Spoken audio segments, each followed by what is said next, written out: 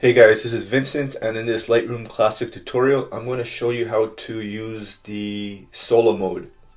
So the solo mode is just to make your develop module a little bit more cleaner.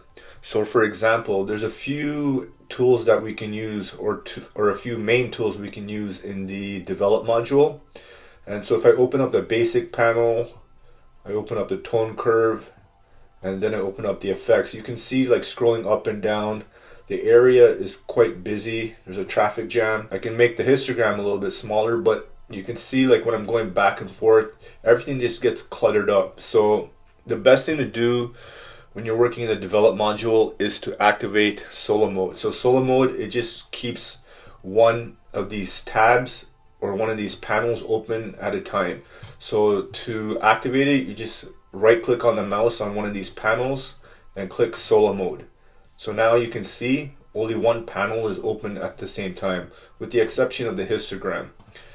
And if I click on color mixer opens up and basic closes. I can also option or alt click on the panel to activate or deactivate the solo mode. So I'm just going to open up a few of them, and then I'm going to alter option click on it.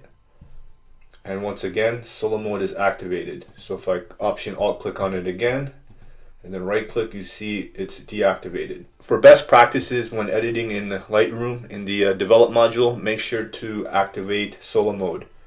If you guys enjoyed this video, give it a like, follow me on Instagram, and make sure to subscribe. Have a good one.